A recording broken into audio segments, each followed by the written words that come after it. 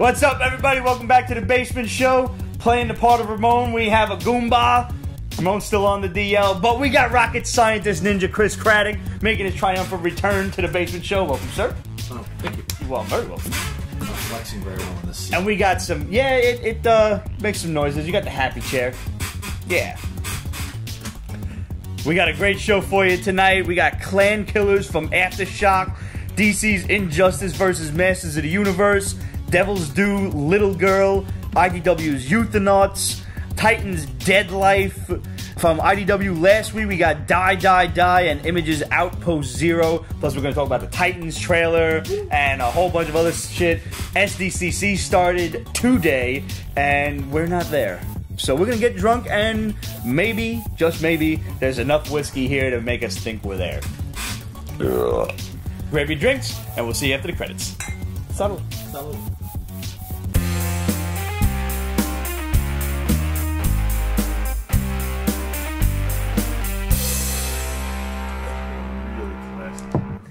Was nice, right? Super classy clean. Classy Pete's Basement. Yeah. Pete's class. Peach Basement, class holes. Assholes with class. Lots of people were talking on Facebook. I just missed all of that, but Well, let us know what they're saying, Steve. That is not abusive. Looks okay. Assholes with class. Assholes with class. John Menti, naturally. John Mint. John Mint. From Welcome to Fireside. Oh, awesome! Naturally occurring black cherry soda. That was the perfect time to come in. Could Joe Pesci's... And actually, naturally occurring black cherry soda from your home state of Pennsylvania, sir. If you guys have not tuned into Welcome to Fireside, you guys should really do that. Just another group of Peach Basement-esque comic book review guys from out in the great state of Pennsylvania. Whoop. And we've had a few crossovers over the course of like the last 2 years that I know these guys, and eventually I'm gonna get down to PA, or they're gonna get up here to NYC, and we're actually gonna be physically on each other's show instead of just being Skyped in. So. It's a fun state they got lost in, that's for sure. I mean, Pennsylvania's big, yo. Yeah. Like, it takes like 8 hours to get to Ohio. No, like, and I did it. Did you? Yeah, I drove from Nevada to Jersey. Wow. Yeah, I-80, baby. Shit, man. Yeah, the best part was the Devil's Canyon between Colorado and Utah. Why? Because it was just like being on another planet. I've never, you go across the country, there's a lot of similarities pretty much everywhere. Like, mountains look like mountains, trees look like trees to some degree. But you get in that part of the West, and it's a completely other planet. You just have, the big butts that you've seen on the Buttes, or the Buttes. The Buttes on, like Indiana Jones and the Last Crusade. I think big butts, and I liked them, and I can't lie. I was in heaven. Yeah. I was doing well. But at one point we were like coming down this highway, and we're in between these massive things, and then we saw two more that we got between. It was not a car for a good 50 miles. Wow. And then we get to the gas station, which has a big dinosaur on it, which I still love. As gas stations do in the Midwest. And it said, we are not joking, 250 miles to the next gas station. So what if you got a V8? What do you do? Like, baby the throttle? I hope it's downhill. The fuck? One way it was. Not the right way. Shit, man, I hope they sell gas tanks. You put them in... Nothing like driving your fucking Mustang across 250 miles. It's a whole trunk worth of gasoline. We saw a lot of people walking we did not pick up. That sucks. So No, it didn't. Those people were scary, man.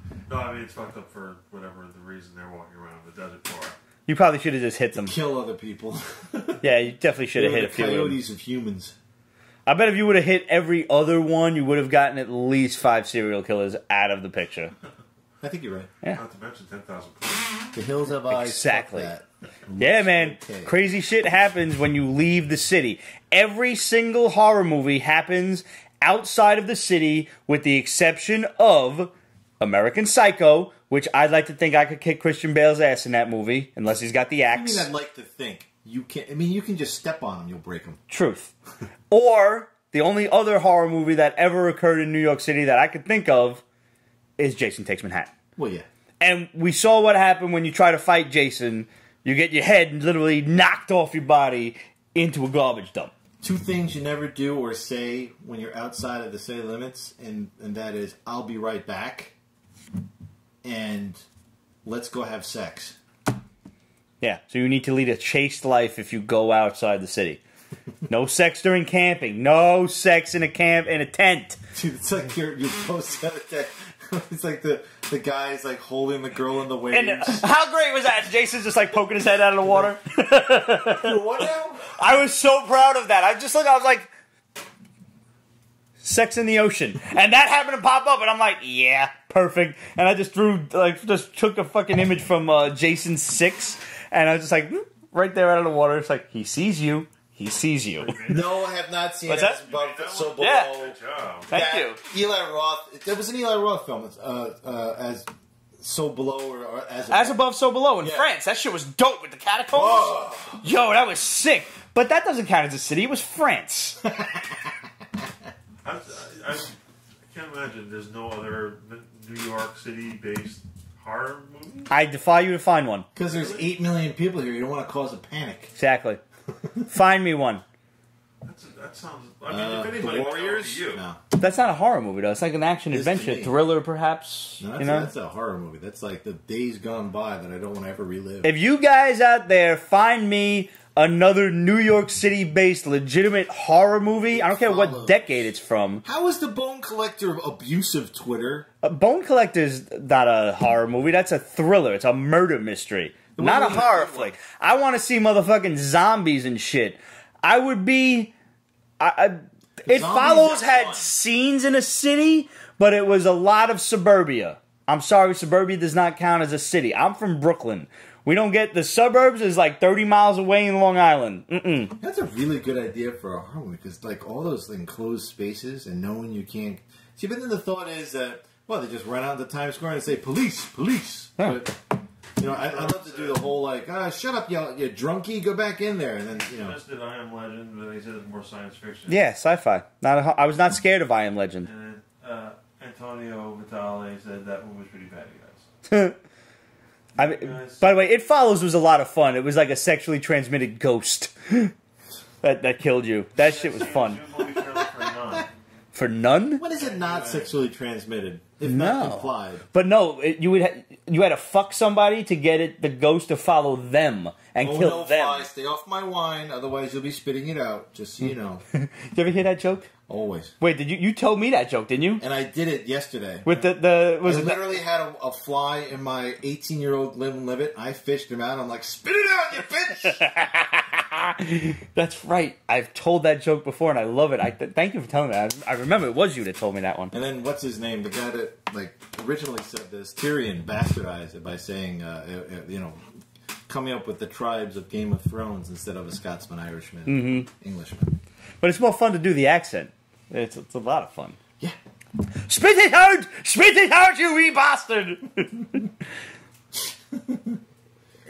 haven't told the Tommy one. Have I told you the Tommy one? Tommy? I don't think so. Oh shit! I'm not gonna do jokes all night on Pete's Basement, am I? No, we could have a whole separate segment for that. If you want to hold it, because I actually, matter of fact, I was once asked what the most offensive joke I've ever heard was, so I went looking for offensive jokes. The aristocrats! Let me tell you, Reddit, scary place. Oh yeah, that's pretty scary. So I still have yet to... I have them written down. I have yet to do the Pete's Basement Extra of just horrendous jokes. We'll say that for the 500th episode. Which, by the way, is coming September 15th. Pete Zombie 1979 Vows for Brooklyn Bridge. What? Which one is that? Lucio Fulci. I think it's the sequel. I don't know if that scene ever happened, though. The zombie was on a remote tropical island, but I know the artwork you're talking about. I don't know if it happened in New York City, though. Harleen Quinzel, please text Mr. J just once, please. Antonio Vitale said none. It's a prequel to Annabelle and Insidious. Who? No, I don't know about this one, but I love all of those movies, so I have to see it. One more time. So questions? We're still Yeah, we got questions. Let me think first for a second. Don't do that. I know, it's terrible. Have to just kind of place myself back. All right, so let's get to some questions from last week that we didn't get to when Greg was on the program. Vampire in Brooklyn? Really? We had the bagging and board. That doesn't count as a horror movie. That was Eddie Murphy. The bagging and boarding bad boy said, "I love 80s wrestler Terry Funk. It was in Over the Top as a bad guy." This goes back to when we were reviewing Invasion from Planet WrestleTopia issue 2, which we started to review the episode 22 before July 4th, and then we were too drunk to finish it, so we reviewed it in full last week. So, guys, if you were with us for episode 22 before July 4th, good for you, and thanks for sticking around, because, wow, we were bombed. Like, the YouTube episode doesn't even do it justice. If you watch the Periscope and you managed to go through the whole thing, congratulations. Harleen Quinzel says Twilight is a... That's a horror movie, but that's in Seattle. That doesn't count as an actual... That's a horror movie just to make us sit through. That is. That in and of itself is horrific. Sorry. I must respond to the fans. You have to. And we were asked to upload the uncut versions of the episodes to Pete's Basement Extras, which I am going to start doing. So, if you haven't seen it on Periscope yet, get ready for 3 hours of drunken mayhem from before July the 4th on episode 22. It was so bad, like, I was not making any goddamn sense at all. So, that's why a lot of those books had to be re-reviewed the following week. But it follows. The whole point of this is if you're not subscribed to Pete's Basement Extras yet, get on that. You're already watching this. Chances are you're watching it on Periscope. Some of you are watching it now on YouTube.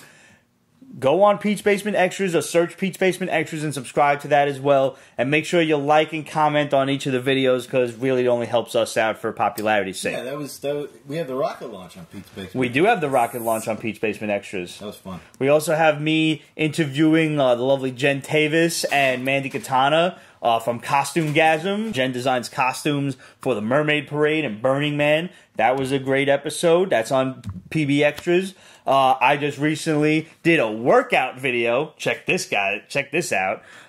With Christine Capella, CMC Fitness 22. That's on Pete's Basement Extras. Because your old boy's going to get himself back into a shape that does not consist of round. I like pear-shaped. Pear-shaped's okay.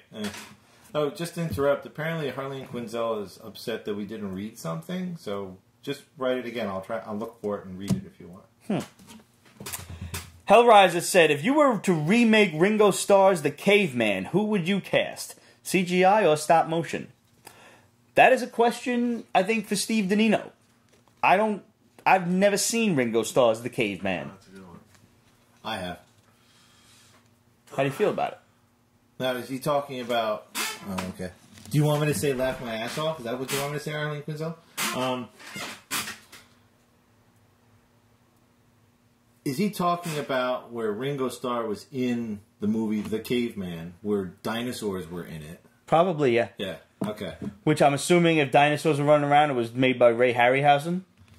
I assume that's who did the stop motion, because the Tyrannosaur was funny. He actually got emojis like the sarcastic tone. My apologies, not accepted at all. Okay, got it. You're okay. Yeah, at one point, the Tyrannosaur gets drunk. Oh, it's great. And he does like a little... From a naturally occurring beer stream? Something like that. Where either he steals their... something. I just remember... This is a documentary way back when. You probably remember where Christopher Reeve is talking about dinosaurs. And the disparity between what movies see dinosaurs as versus what actually exists. Uh-huh. And like that was one of them where his arms are like this and he's doing like this. He's like, oh, they're so short, it's funny. You know, that whole thing. And the fact that cavemen were around there or they can even fight a Tyrannosaur was laughable. Honestly, I've never seen the movie, but I think if I were to cast anybody in the role of Ringo Starr fighting Tyrannosaurs and other dinosaurs... We had Barbarella there, too, whatever her name was. Who was the girl who played Barbarella? It was... That wasn't Jane Fonda, was it? Yeah. Fuck her. Fucking traitorous cunt. Back then, she was amazing. And she should be fucking throat raped by a Tyrannosaurus Rex. Fuck that bitch. There's a porno. She could fucking burn. I had to bring up Every time! It never fails! every time. Every time that bitch is mentioned, that's my reaction.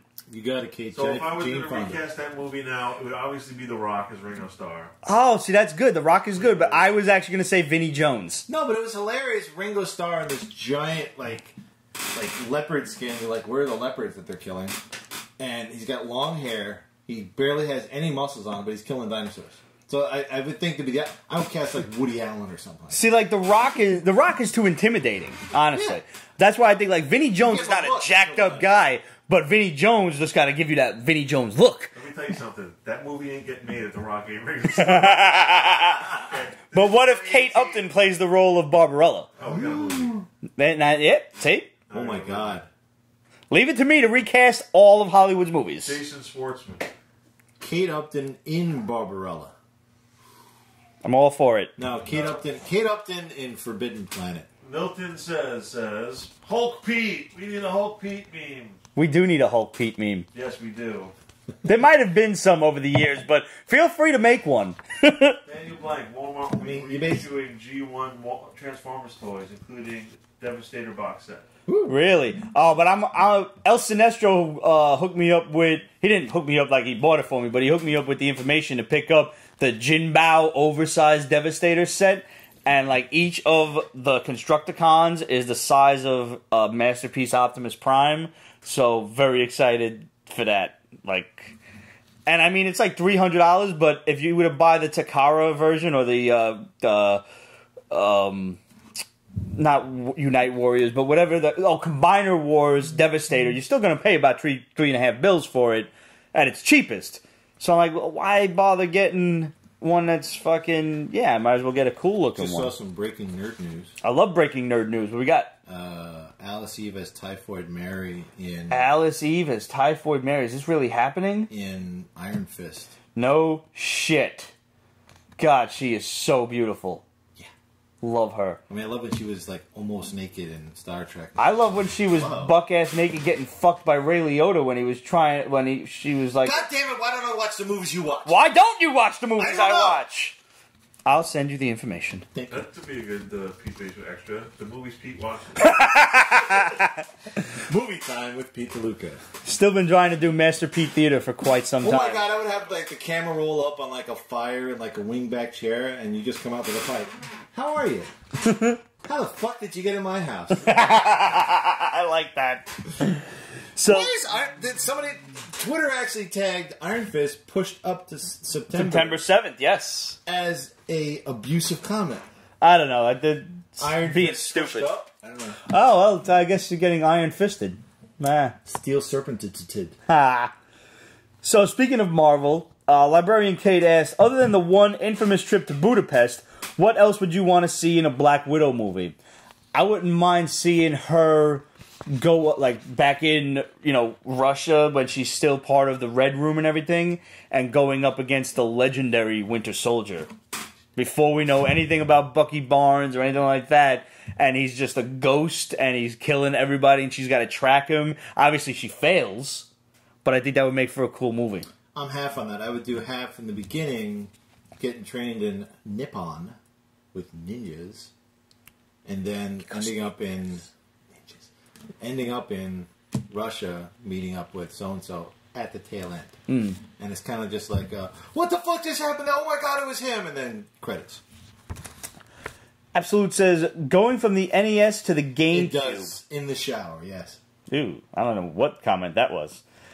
Going from the NES to the GameCube, what were some of your favorite games to play? Mine was a tie between cheating at Duck Hunt. I know I'm not the only one who did it. The only thing I can think of is putting the zapper right up to the screen. And sometimes that shit didn't even work. No, you just break the TV when that stupid dog laughs at you.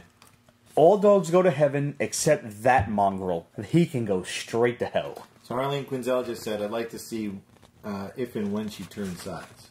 Okay, I like that. I do too.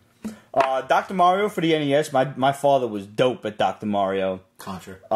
Super Mario World for SNES, GoldenEye and Doom for the N64, and for the GameCube, a tie between Mario Kart, Mario Party, and Legend of Zelda Twilight Princess. At NES, Zelda, Castlevania, Mega Man 2, Final Fantasy. Those are my games. Those are your games or the games you cheated on? No, those are my favorite games. Oh, okay. Because the ones I cheated on was always Contra, because without the 30 lives, I couldn't get it. Yeah, yo, man, Rich can do it. Rich went live on 3 lives on Contra just to prove he could do it, and motherfucker did it. I believe it. I'm not that talented. No, I did not. I had to tune in and watch the whole shit. SNES, I did love Mario World. I loved Zelda: Link to the Past. Super Castlevania was really dope, but my jam on SNES was Final Fantasy 2. Purists will know it as Final Fantasy 4. I mean, I spent hours on that shit. Star Fox. Star Fox was dope. And by the way, I was very happy to acquire not only an SNES classic, but one of the newly released NES classics. So, Social Life, down the tubes. Down the fucking tubes. N64. Poor Pete. Mario Kart. Pure and simple. There was only Mario Kart for N64. Me and my boy Chris, not this Chris, but a different Chris, would go head to head on battle mode. You are now, but not back then. I didn't know you back then. So get on your ass and fucking invent the time machine so you can come back and play Mario Kart with us. Maybe I have. Maybe you have. All right, if you have, you should arrive 10 seconds from now just to prove that you did. It's right there. I'm over there. No, why are you looking over there? It's disappointing, Chris. Here's my time machine. Another punch on this. Antonio Vitale. You guys remember Smash TV? Yes, I do remember Smash TV. Santos Caballero. You see the video of the guy being Punch Out blindfolded? No. No. No! I did! I did this fuck! I can't beat that shit straight on, and he beats it not even looking at it! That's fucked up. That's pretty impressive. Antonio Vitale, Black Widow movie already came out. It was called Salt. It really was. It was definitely called whatever that Red Sparrow shit with, That's what I was thinking. And she had a tits out. We already got Batman versus Punisher with the accountant. I didn't see that yet, but I heard good things. Exorcist Batman with a gun. The Heretic took place in New York City.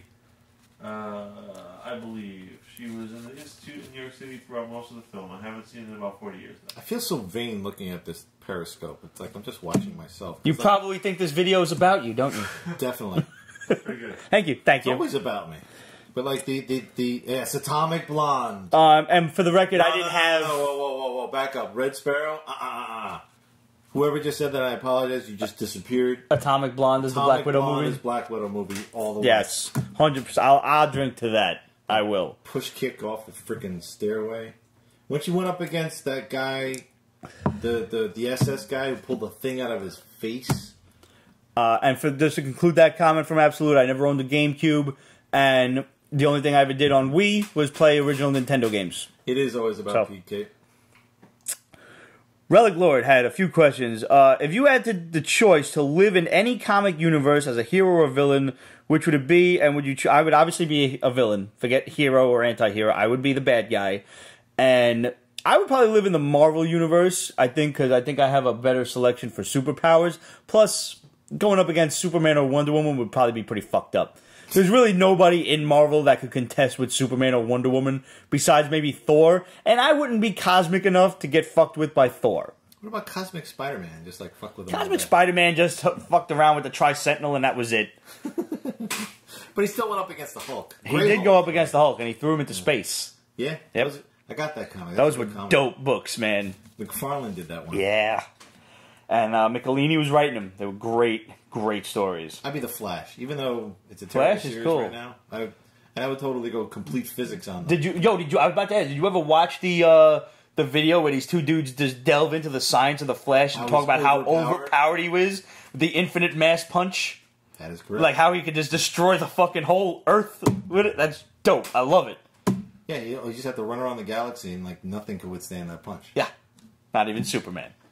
Talk about the the immovable object meets the unstoppable force.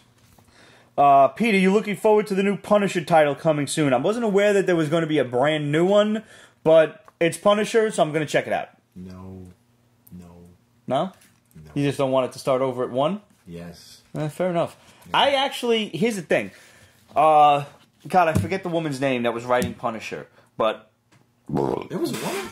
Yes, it was. Yeah, and I apologize. I don't pay enough attention to these things. I don't. And I forgot her name, but her series on Punisher went about 17 or 18 issues, and it was absolutely awesome. It was so good. It was so back to basics Frank Castle, and it added a little twist where it was back to basics of him just fighting, crime lords and stuff like that, but he was going overseas to fight like Colombian drug lords and shit like that. So that's what I want to see. I want to see Frank killing motherfuckers. That's like 90s Punisher. And That's what I remember. I did not think I was going to like the Punisher War Machine shit.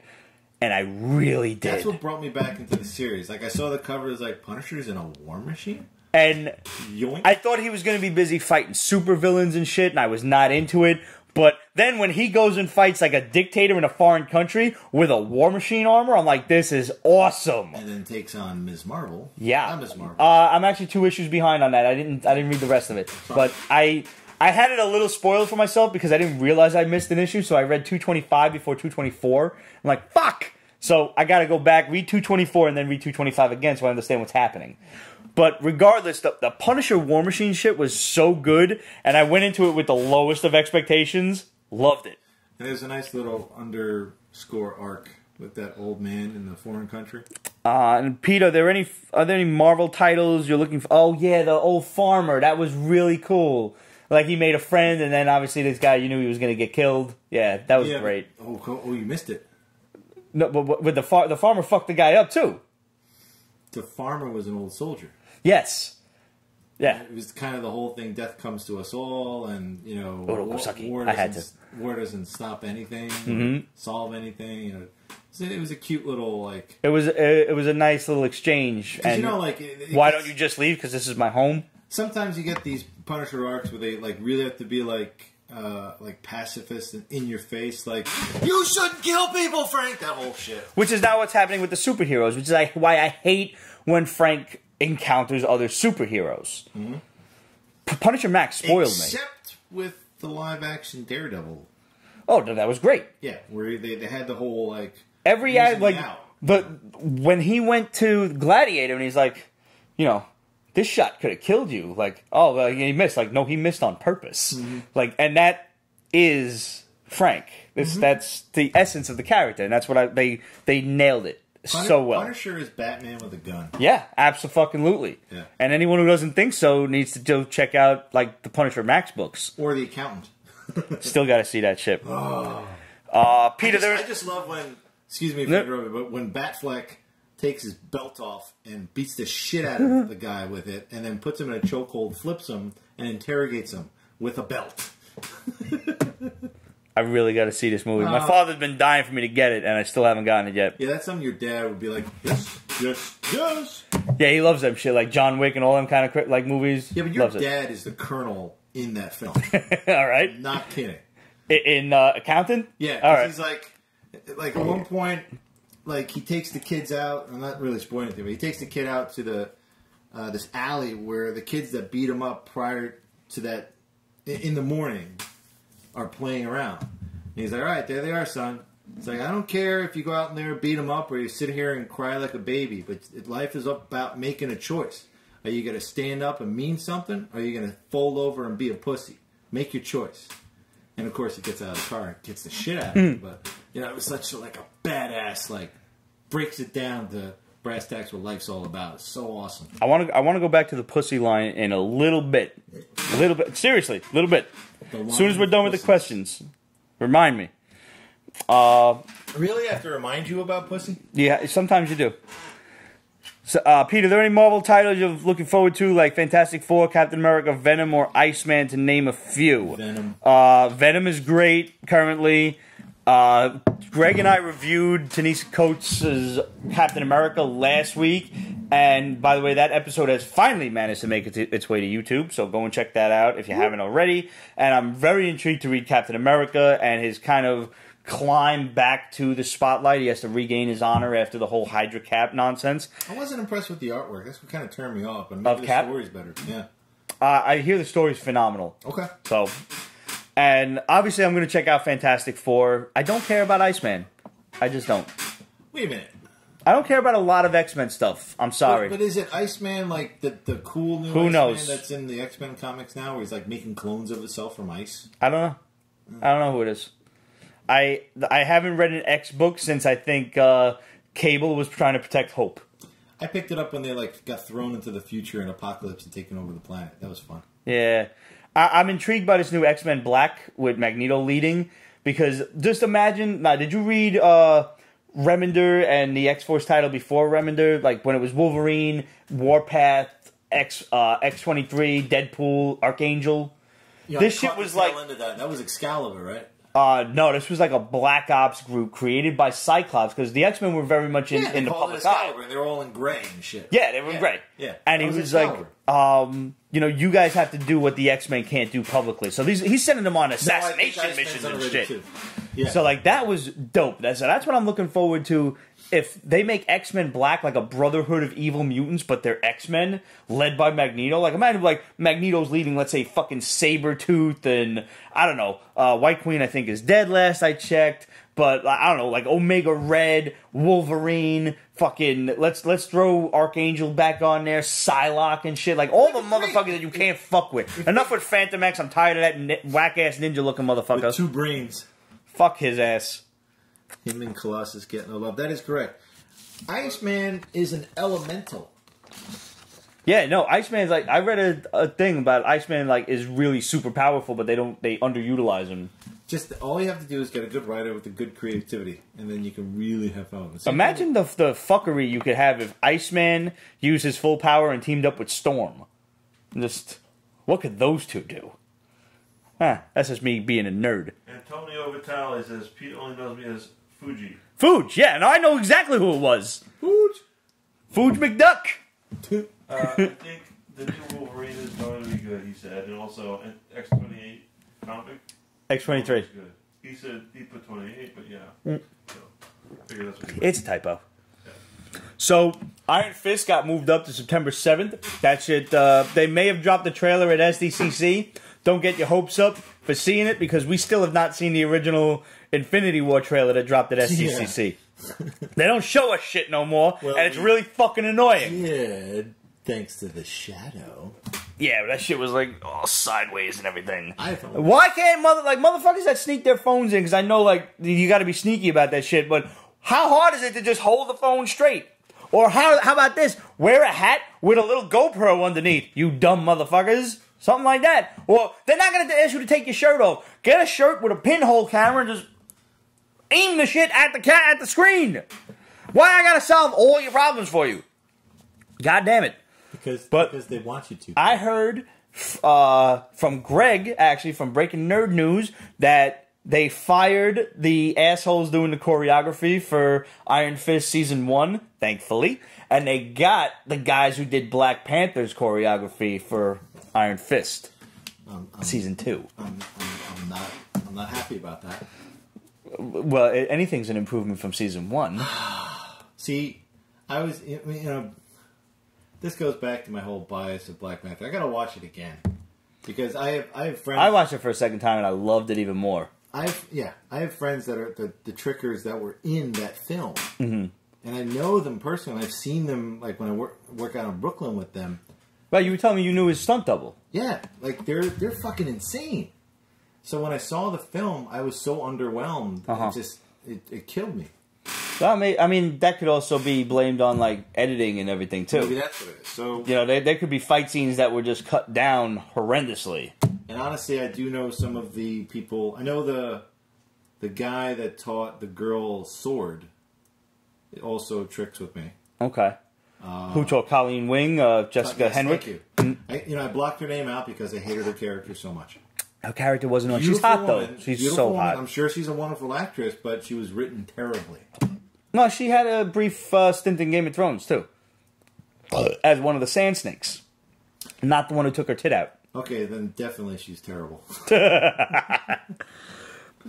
But if you happen to catch Iron Fist in his brief episode debut in Luke Cage Season 2, his Kung Fu is much better. His Kung Fu is not strong yet, but it is much better. Now, I saw the Shadow post that too, and I was just like, now I gotta watch it, because I got to the part where, well, I'm not gonna spoil it. I got to a certain part, and Luke Cage just being beset on all sides, not by evildoers, but by these bitches. And it's like, oh, you got to power the through man that alone. You were on like episode 3 or so, right? Yeah. Yeah, you got to power through that. Once I'll tell you what. Once Claire leaves, you're good. Oh, she leaves. Yeah, no, she's. I'm not sure if Rosario Dawson is coming back to the Marvel Cinematic Universe, but I think she might be done, like, because you got to power through that episode. And I love her in other films. I loved her in A Dame to Kill For and all the other films she's been in. I don't know if she just wrote incorrectly or she had some plastic. Honestly, I think that's really what it comes down to. Is I don't think Marvel really knows how to write a female protagonist because they come off like nags. Yeah. The girl who plays Misty Knight is wonderful, and her character in the beginning comes off like a nag. And you'll just let her be Misty Knight, the awesome hero for hire. Because when she's the detective, I love her. But the minute she starts nagging on Luke Cage, and God damn it. And unfortunately, that happens every time she's with him. But when she's just Misty, like being a cop, she's awesome. That reminds me of any Chris Nolan film. Yeah. You cannot direct women.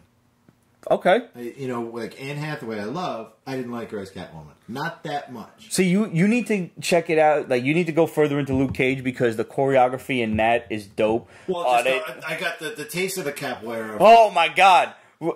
Mustafa, God, I can't remember his last name. I think it's like Shakir or something. I know I'm probably wrong there and I'm sorry.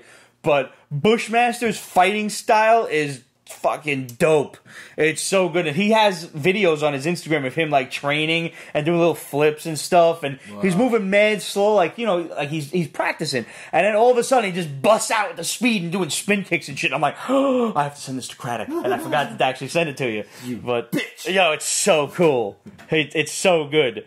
And it makes me feel terrible. I haven't been to Brooklyn Zoo in since February. Holy crap. It's time to go back, bro.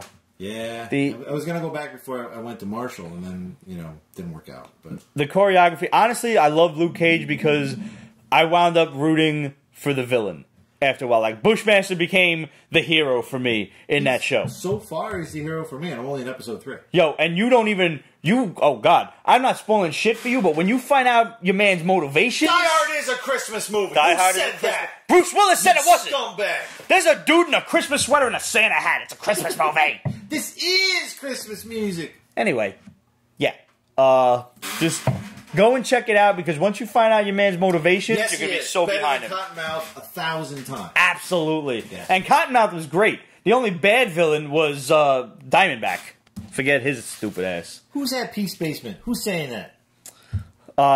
Who pirated your signal? They're saying travesties about Die Hard, sir. So did you see the Titans trailer? You fucker.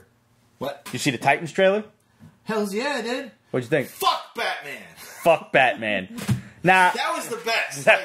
Kicking the shit out of people. Where's Batman? People are like, well, it's not Jason Todd, so why would we be saying fuck Batman? No, Dick Grayson, they have a love-hate relationship. Yeah, they definitely, in between the time when he was Robin or Nightwing, he was very displeased with Bruce. So, yeah, fuck Batman is right.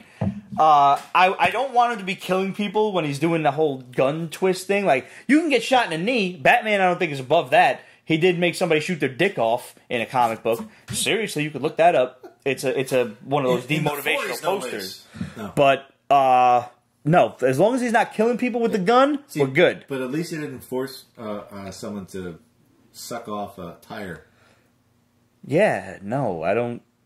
Oh, you didn't see that one by the Shadow? No. Where Batgirl is trying to revive Supergirl. Oh, and she puts her mouth on the yeah. You bitch, wake up! Yeah, that was weird. I don't understand any of that, but The Titans trailer looked 60s. way better than the stills that we got, like the leaked photos I was talking to a where guy Starfire looked like a fucking Jackson Avenue prostitute. So unfortunate. There's a guy that actually, like, I saw it today and he referenced that. It's like, wait a minute, is that the one with the Starfire is played by a black woman? And this guy's black. And he's like, she don't look that good. She looks so much better once the CGI is, like, you know, applied to her. Like, so much better.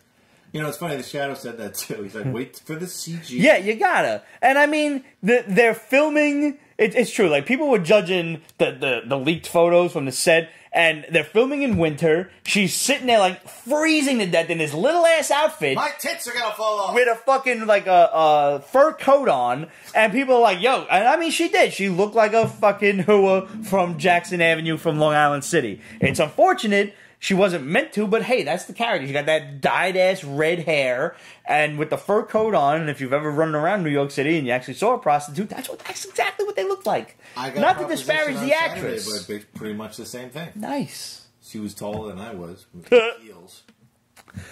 So I like the Titans trailer. Some people were saying it looked like Gotham. No, I think it looked far better than Gotham. I don't think it looked any better than like a Netflix show for Marvel. I'm distracted by the fact there's like a complete conversation going on between people. Oh yeah, it happens. They're not asking us anything. They're just hey, that's what they're here for. That's pretty cool. It's the Peach Basement community, man. What else, CJ?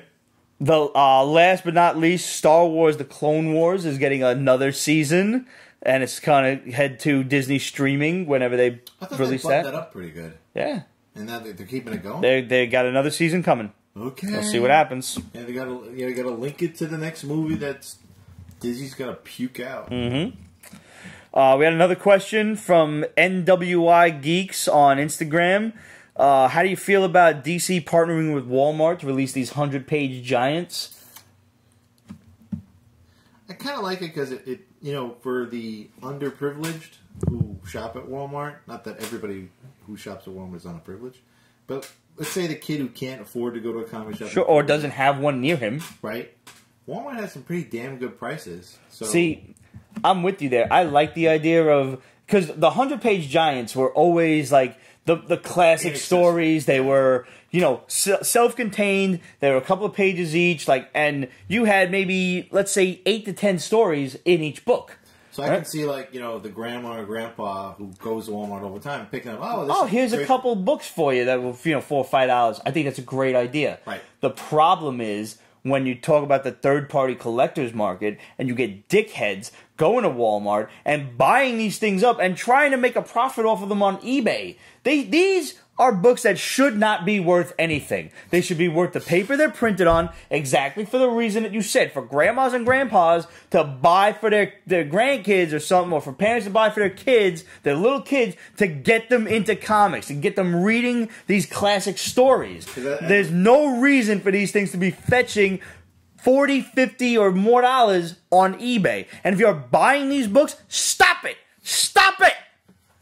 Stop it! Go buy a Silver Age book, you dumb fuck! Has anyone ever taught you marketing? This is never going to be worth anything in a year. Nothing! They're popular and they're expensive because they're new. It's like if I dangle a fucking shiny red ball in front of you and you're like, ooh, shiny red ball. How much can I buy that for? And I'm like, $35. And you give me 40 and say, keep the change. I'm just picturing shiny red balls being dangled in front of Pete's face. And I would box the shit out of them. I can't, with this new issue trend and fucking new issues being worth so much damn money. Go buy a Silver Age book. If I'm spending $300, it's my beef with variants, yo. Like, I know people out there collect variants hardcore. And with all of these new Marvel #1s, like, they're reprinting, they're taking old-ass artwork from, like, Romita, Kirby, Ditko, whomever, and they're reprinting it, recolorizing it, and putting it out as a 1 in 500 or a 1 in 1,000 variant, and they're trying to get like $1,000 for it. If you buy that shit, you're a dumbass motherfucker, and I have no sympathy for you. Like, I don't even care if you're rich. If you got $1 million in your wallet right now, there are better things to do with that $1,000 than go buy this stupid-ass comic book. You can go buy a couple of 8-balls and have a party with your friends. That's way better than buying this $1,000 book that I guarantee you in 2 to 3 years, you're not even going to be able to find it on eBay because nobody wants it. I still look every now and then for that first Agents of S.H.I.E.L.D. book that was like a 1 in 1,500 variant, and I remember Midtown Comics selling that shit for like 12 beans, and, it was had Chloe Bennett's ass on the cover, and she's facing, it was the Amazing Spider-Man 121 cover, and it was all the faces of the Agents of S.H.I.E.L.D., right? And Chloe Bennett's looking at it like, somebody's gonna die. And, everybody was like bananas over it. Nobody bought it. And those who did buy it were then trying to flip the shit and realize, oh, nobody's buying it, man. See, but duh. I don't have a problem with that. Because people are stupid and I have no sympathy for stupid people? Well, there's that. Like, a fool and his money are soon parted. If they ever get together at all. Maybe they're doing credit. But it supports the comic industry. Does it, though? Like, how much of that is going into the comics industry and how much of it is just, like, this is the problem, is I think it seems like Marvel's just wasting money printing shit like this. DC doesn't do it. The only one who's guilty of printing so many damn variants is, like, Dynamite, which, like, they can't come out with a decent #1 to interest people, but here's 20 variants for that issue. That's how they make sure that you pick up something. I swear I don't get it. I don't get it. You lost respect. Who said that? Who lost respect for Chloe Bennett? Oh, yeah, because she's dating Logan Paul again, so yeah, she's a moron. Not her fault. She's a moron. She's under the spell. It's like, you remember Flash Gordon? Logan Paul has his ring. That's how it's happening. Some Japanese Shinto priest should have cursed him or something. Or just cut him down with a fucking katana sword. God, that was horrible what he did. So yeah, it really was. So let's go back to Pussy for a moment, alright? Like we need a segue for that? Yeah, we do. Alright. So, Die, Die, Die. Did you read this book? Yeah. I loved it. This was like James Bond on crack. This was like Black Ops shit,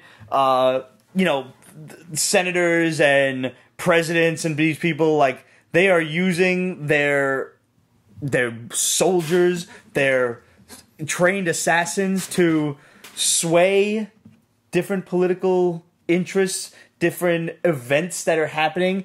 And this one woman who I swear could be played by the coach from you know who I'm talking about. Yeah. I think she was in Glee. The one woman, she's mad hardcore. Got the gray hair. She's actually, wait a minute, no. I'm thinking of the one that's who played in Wreck-It Ralph, the blonde.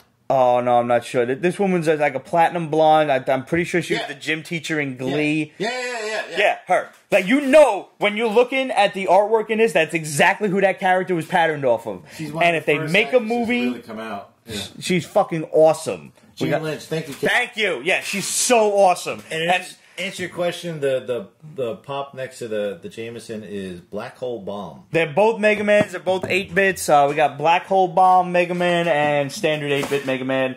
And I'm waiting for about another month before I open these because they're releasing another Mega Man figure, the jumping and shooting Mega Man figure. So once that happens, I'm going to have a little Pete's Basement Extras opening these up and finding a place to set them up on a shelf. How do you physically act out what you're saying? You know? I'm Italian. I don't know how not to. Yeah, if you hold my hands, I become mute.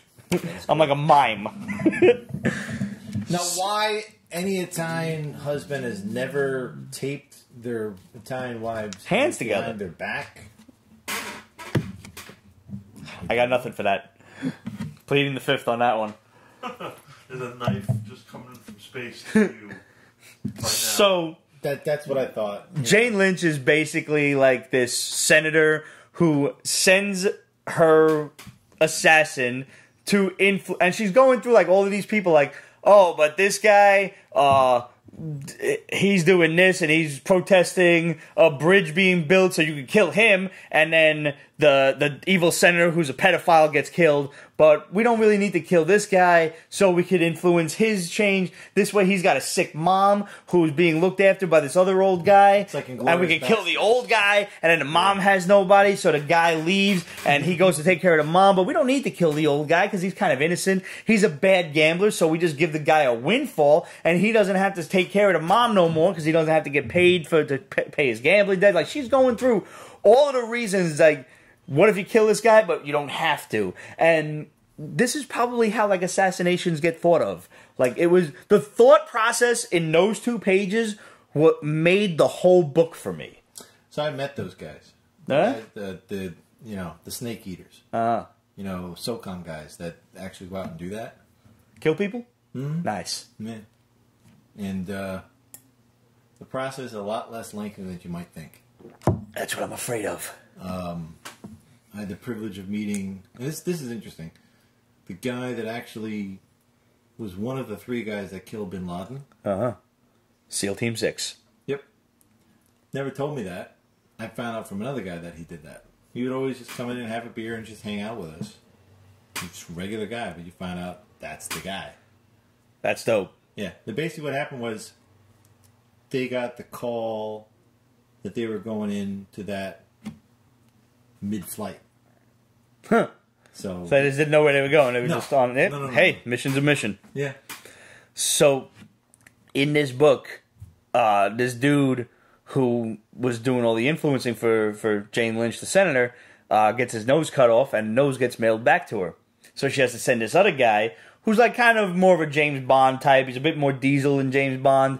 And she's like, listen, they cut off this dude's nose. I don't know, Daniel Craig's pretty fucking Diesel. But he's not jacked up. He's just cut up, you know? I don't think he's jacked up. Did you see him when he came out of the water in Casino Royale? I did. I mean, not to be gay or anything. But I mean, just fucking, you know, if the dude's cut up, the dude's cut up. Holy shit. I think of jacked up, I think of like The Rock, you know? Yeah, I don't think of... Okay, got it. But this dude looked like, you know, he's pretty brolic. And he was like, you know, he was like bleeding from his mouth. And she's like, what happened to you? He's like, I'm not going to throw anybody under the bus, but your secretary has a nice right cross. It's like, well, you shouldn't have fucked her sister. It's like, what? She was 19. And it was a great little exchange. Either way, now this blonde-haired secret agent assassin guy is in a helicopter to go and talk to somebody. And he's like, I think I'm going to retire pussy. And the female helicopter pilot's like, what? He's like, oh, yeah, no, I'm just talking to myself. It's like, I think I'm going to retire the word pussy because people use the word like to mean like a weakling or a wimp. And obviously a pussy is nothing but the opposite of that. It's a strong thing that has to push a fucking kid out and shit. It's like, I think I'm going to use ball sack instead because you kick a ball sack and somebody just collapses. And I was like, I'm thinking, I was like, man's got a fucking point. And he's like, so you're just going to use ball sack like right off the bat? He's like, nah, I'm not. I'm just going to drop pussy for a while so as not to confuse people. And then I'll bring ball sack in. Like, the conversation taking place in the helicopter, like between the breakdown of assassination plots and this shit, and then the book culminates with him going to find this like tracker in the wilderness and who he's getting shot at, and he's like, listen, if I wanted to get shot at, I could have gone to way more interesting places, so maybe, just maybe, I got something interesting to say, so how about you talk to me? Homeboy comes out of his cabin, he's like, listen, your brother's in trouble. And that's where the book ends.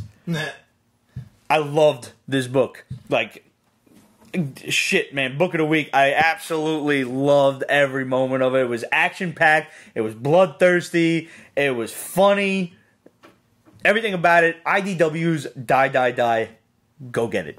It was very much like Reservoir Dogs in the sense that... Yeah. Most of the action was the dialogue... Yes. ...between... And it was like, you know, even when the panels were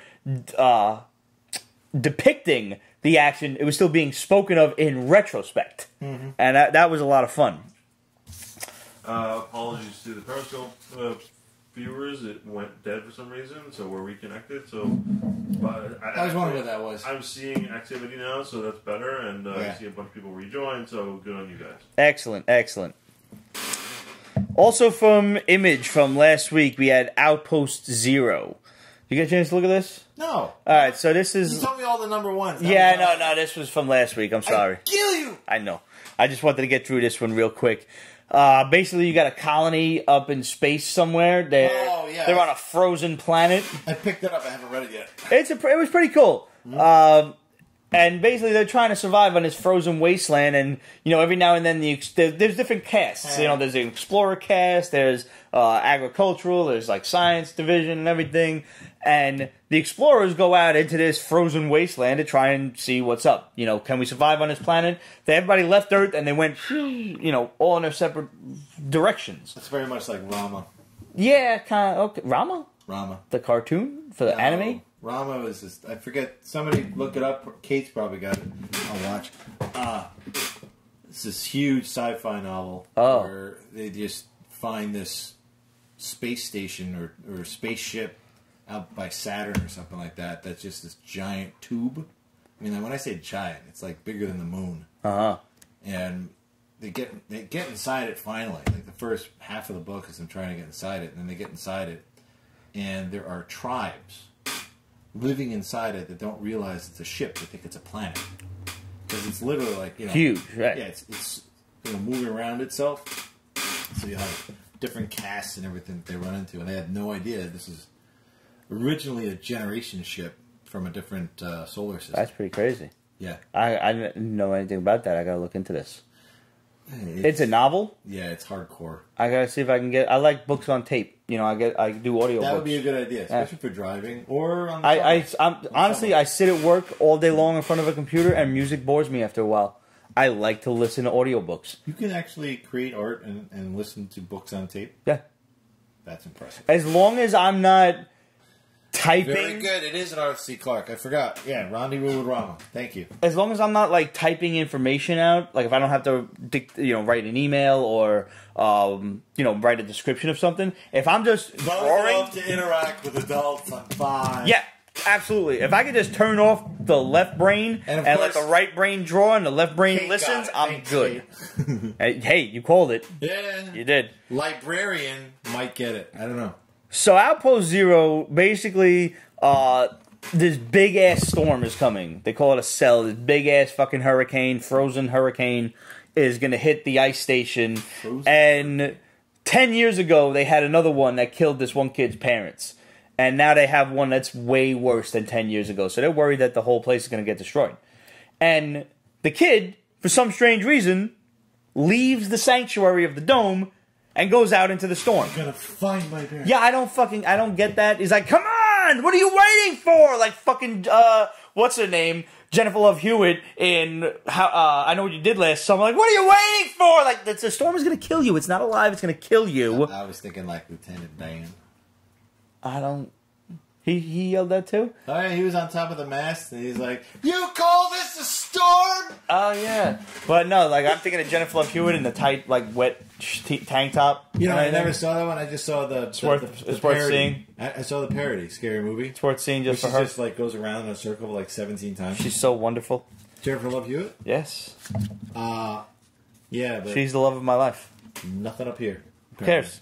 I never met her, but If I want intelligent conversation, I have you guys. Thank you. You're welcome. All right. So here's a book you loved from this week. We got Aftershocks Clankillers. Yeah. You like this shit. Yeah. So we got an Irish king, whatever his name is, fucking Gilderoy the Grotesque. Yeah. The Grotesque. You're going to follow a guy like this? You're already calling him, the filthy mongrel. Yeah, but that one art scene when they introduce him and he's like this, like Conan on the fucking throne. Oh, that did not escape me. Thank you. And he's making all of his, his peasants bring him tribute that they don't need, such as a dude's wife. Here's a bunch of people from our village that you can behead at your behest. Gee, why would I like this? Yeah, really, why are you following this guy? His two oldest daughters, I'm not sure if he fucks them or not, because there was a weird exchange between them. Yeah, that sounds like a terrible book to me. But it wasn't, because the youngest daughter goes to see these witches. Let me just put it to rest. I'm a Heinlein reader, for those who understand. I don't. Yes. Should I get him on audiobook as well? Yes. If you want to have like unfettered sex fantasies, get Time Enough for Love. Explains a lot about certain people I know. Yeah. Go figure. That one, and then the other one is Stranger in a Strange Land. My favorite is The Cat Who Walks Through Walls. Was he Atlas Shrugged as well? No. That was Ayn Rand. Ayn Rand. Thank you for pronouncing it correctly. Because apparently she made up the name. Uh-huh. Yeah. Which I think, by the way, Tomorrowland, the movie, is Atlas Shrugged Part 2. Interesting. I never saw Tomorrowland. Yeah. That was the shit with Clooney, right? Yeah. Yeah. It's kind of ho-hum at times, but good film. So this girl, the youngest daughter of the grotesque king... Yeah, what's her deal? I don't know. She just I guess she's just a rebellious early preteen, whatever. Yeah, and she's with her friend.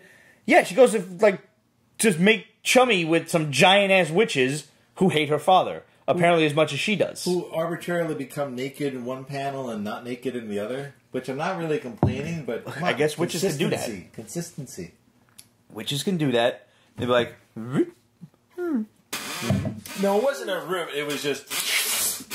And the guy even... Well, there were 3 of them. You saw the guy... Oh, yeah, the other guy was like, ladies. Just so you know. If I were to like women, here I am. He was like a midget in a blowjob contest. Like a midget at a urinal, I was going to have to be on my toes. Did you see... This is one comic who is... Yo, I just shared him on my wall. He's great. Yes. Steve, did you happen to see that shit? I shared it on my wall and I tagged our boy Adam, who has an unnatural fear of little people. And this dude, he comes out on stage and he's just like, yeah, now you know shit just got real. Yo, you need to see this dude. It's on my Facebook page. Go and watch him. Or just search midget comedian. I guarantee you he comes right up. He comes right up. Aww. My favorite joke he told was, I don't know if it's a joke, called a joke, where he's talking about how he got in the reverse threesome that everybody always thinks about. Oh, I didn't see the whole thing. I didn't miss this joke. So he's like, if you ever do get in a threesome with another guy, so 2 guys, 1 girl, make sure you talk about ground rules before you do it. It's like rotational. If you're going to rotate, make sure you go the right way. Oh, yeah, it's the only rule I ever knew of, and I've never been in the devil's threesome in my life, but the only rule I knew of was if you accidentally make eye contact, you got a high five. Eiffel Tower. That's what they call it, the Eiffel Tower. Well, apparently he got paintbrushed by the guy's cock. Oh, God, I can imagine what that means! What's even funnier? It's that. Oh, God! And then he takes the microphone and boom. Oh, fuck. That shit was like Cat Williams. If you ever watch him do comedy and he's talking about hanging out with Shaquille O'Neal, and he's like, he takes the microphone like this. Pretty much. That's all of us. Doesn't matter how tall or short we are. To Shaquille O'Neal, we're just midgets. So to conclude on Clankillers, before we get into too many cock jokes, this girl makes a deal with these 3 witches to go and kill her father and the rest of the clans in Ireland to unite the country. Baylor. But she's going to kill all of these clans in order to summon the goddess Baylor to kill her because she killed her mom. Mm-hmm. This is a fucked up RPG, man. I love it. It's like, Game of Thrones multiplied by... This is some shit. Yeah. You gotta kill all of these kings. You gotta kill the 4 fiends of elements before we summon the big bad, and then you gotta kill her for revenge. And to piss off all the Catholics, they kill a nun. They do kill a nun. Yeah, the nun comes up, it's like, you made a deal with us, and then the nun pulls a knife, and then the... I didn't know they killed her, though. I thought she just got, pistol whipped with the butt of a sword. Oh, no, he Vlad the Impaler upside down. I missed that one. I gotta look at that again. Yeah. He's like, you're a monster. It's just how... Oh, yeah. It's like we all are. I'm a bigger monster. Yep. That's the second nun. Yes. Not the first one just kind of got punched out of the way. Yeah, you're right. Yeah, it's totally just, what was Conan? He was Sumerian? Sumerian, yeah. Sumerian, yeah. All right. we got IDW's Euthanauts. Did you get a chance to read this? Yawn. So, yeah. They were advertising this book like nobody's business, and I thought it was going to be, like, crazy good. I tried to read the dialogue. I couldn't. It was just... It felt like a Clue sort of thing. Yo, it was just kind of annoying to me. Like, I don't know. The girl's, like, all afraid of death but fascinated by it. And It was the black girl and the white girl on the couch, and then the two guys who looked incredibly similar talking to each other, right? There's a lot of headshots all the time. And the girl sees the woman, like, dying of cancer in the restaurant, and she like, follows her into she goes to the bathroom after, like, staring at her. Like, this woman's got a fucking oxygen tank and a little balloon, and she's got a walker and everything, and you're just staring at her. I'm missing... Yeah, then the girl's like, oh, I'm ready to die. Yeah, I'm happy to die. And then it's like, yeah, she's like, are you afraid? She's like, I welcome it. Like, look at me. Like, are you kidding? There was that one little... And then she cracks him in the head with the oxygen tank. There was this one little artistic dream sequence between that point and when you get to the rest of the story, which totally fucking lost me. I have no idea what happened.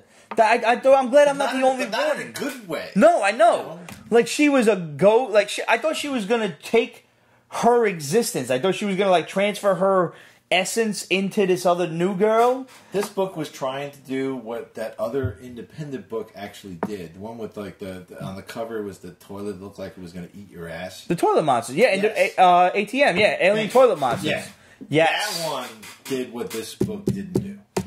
Like, transfer the fucking the essence into the... Well, no, the Toilet Monster book was all about all these, like, seemingly randomly horrible stories coalescing to one. Right. It got to the end. This didn't bring me there. It tried. Like, in the beginning, you have a funeral pyre and people dancing around it, and you don't know what's going on. So, all right, now you got this girl who's fascinated by death. She's staring at Cancer Woman. She goes to the bathroom. Cancer Woman comes in. It's like, I saw you staring at me.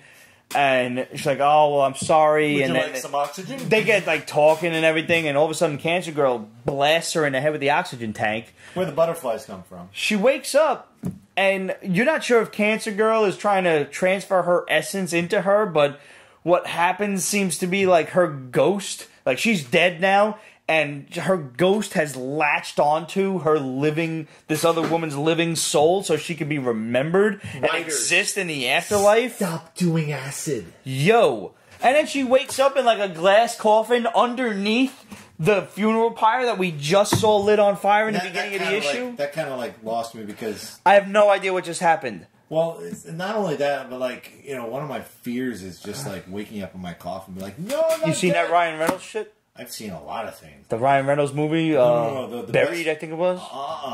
Yes, but the first one that really got to me, X-Files. Oh, I was never a fan, surprisingly. Oh, really? No. I know. That's one of the shows I get yelled at for. Well, this one was the whole, like, you know, the Haitian thing with the origination of zombies. Right. Yeah. Where they would poison you just enough so it seems like your heart had stopped, but it hadn't. Mm-hmm. It's beating, like, once every minute. And then they would, like, rise. Which, as you know, the Arashikage can also do because Snake Eyes pretended to be dead as well. Just, you know, little G.I. Joe trivia there. Go on. Ninjas. Antonio Vitale, Peter had 7 beers while you guys were live. Awesome, man. We're whiskeying it up, brother. You drank like half a sip of your drink. I would like to. Oh, it's like that? Down your drinks. I'm not down in this wonderful New Zealand art form. Fuck you, then. All right. You had to do it. Fans are gonna have a Pete Spencer intervention. It's gonna be one of those episodes, isn't it? It's getting there. Well, now he just threw the gauntlet, so it is what it is. But, like, the book lost me, and I don't know. It had all the right parts. It just didn't connect them. I don't think I'm interested enough to go to issue 2. Yeah. I was hoping I would like this. It annoyed me that it was kind of just like, I'm going to throw everything at you and you'll come back for the second one. No, I'm not. No way. Nope. $4.99 is a lot, sir. Yes, it is. Now, whereas, you talk about ghost stories and shit, I loved Devil's Due Dead Girl. Little Girl. Devil's Due Little Girl. You didn't like this one. No. I did, though. See, but it caught my interest. Okay. And I read it. And I just felt it was a trite story in the sense that I see what's coming next. Like the whole. Oh no, I absolutely did. You're absolutely right. Yeah. To the point where I actually thought this was going to be a one-shot, and I thought it was going to end this issue. I'm surprised to find it continuing on. It's so pregnant with. It's a nonsense. Tales from the Crypt style story. Yes. You know where it's going to go, but you can still have fun getting there. I think, at least. Like, so basically, you have an not infidelity, infidelitus. What's the adjective there? A cheating husband and a cheating wife. They're both cheating on each other, but they both. Is that still, what they were doing? Okay, yeah. Now I understand. Okay. They're both. Like, the husband's on a You business must trip. die. He's sleeping with some blonde whore. The wife is cheating with her ex-boyfriend. She's like, I'm married now, but you can still fuck me. And like, meanwhile, she's talking to her husband, and he's talking to his wife, and, oh, I love you, and this Hot and tub that. sex. So, yeah. But meanwhile, the woman is seeing... It's not Hot Tub Time Machine, it's Hot Tub Murder. Yeah. Meanwhile, the woman is seeing these visions of this little girl, this ghost girl, running around her apartment, scaring the shit out of her, to the point where she leaves her home after yelling at her husband's brother and yelling at her lover, what is it, the Contessa Kumata in Italian, the guy she's cheating on with. Like, no, leave me alone. I'm married, and you're a dick. How speak Italian? I only know words I don't want to say in church. Oh, She leaves her home to go visit her husband where he's at on a business trip, being like, "Yo, I'm fucked up. Like, there's something running around the house. I don't know if your brother like was in the house or his brother is a former alcoholic." Someone just asked on Twitter, bringing up Tales of the Crypt. Who do you think will be the perfect crypt keeper? So it'd have to be somebody who's creepy and can tell puns. Joe Pesci. Joe fucking Pesci. I was gonna say Steve Buscemi, but you're right, Joe Pesci. I just see him like saying, it's like, well, he's black. You're right, you are. If you want a black guy, Terry Crews could be the crypt keeper, because I don't think there's anything Terry Crews can't do. Chris fucking Rock. He'd be hilarious. He'd be doing the whole NWP sort of thing. I could see Dave Chappelle doing the crypt keeper, just for the fuck of it. Yeah, but he'd be high. You know? Yeah, but I mean, the crypt keeper looked pretty high anyway. Yeah. Tales from the Crypt. That was too good. Thank you.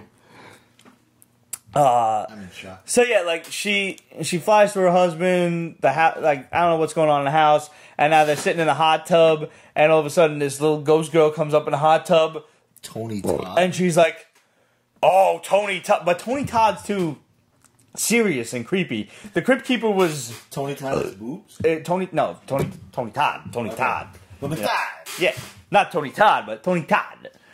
said Steve Harvey. I'm like, Nah, I love Steve Harvey, don't get me wrong, but Steve Harvey is Family Feud. Like, Steve Harvey needs to be around stupid people so he can react and we can laugh. I have said it before and I will happily say it again. Steve Harvey is the Black Silent Bob. Like, when somebody on Family Feud says some dumb shit, he's just like... And he got nothing to say, but his look speaks volumes. I love when I get home in time from work to watch Family Feud, I am so happy. he has facial expressions. He's so good. And honestly, I'm proud to say I have followed his career since very early on.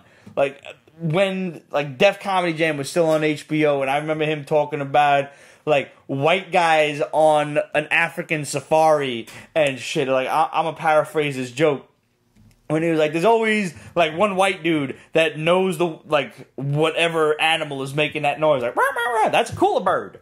And he's like, rah, rah, rah, I don't know what that is. I'm gonna go find out. And my wife's like, you have to stop him. Like, no! Fuck him! Whatever it is, let it eat him, get full, don't gotta fuck with us! And I'm watching this shit like 2 o'clock in the morning and dying laughing. I love Steve Harvey, man. He's on my list of people that I would love to meet, and just like I want to sit and have a drink with him and just shoot the shit. I think it would be great. I just love to be in a room, just let him talk. Yeah, really. Like I did. He's so funny, man.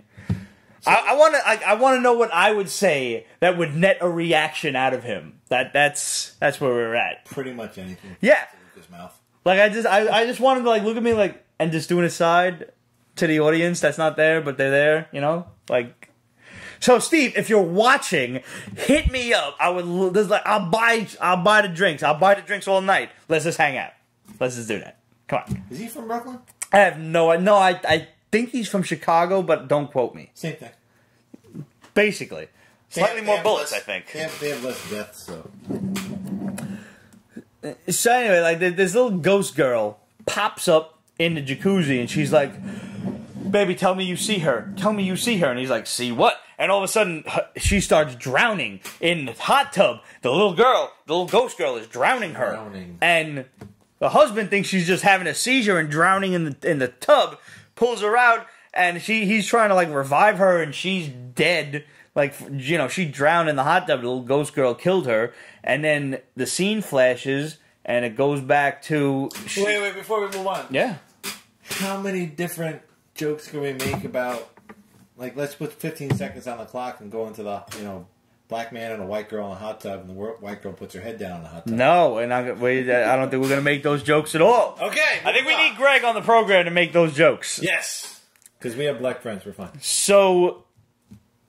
Now the scene flashes back to another house, and the little ghost girl is strangling this one guy for no reason. Like just to reiterate, that was the danger zone.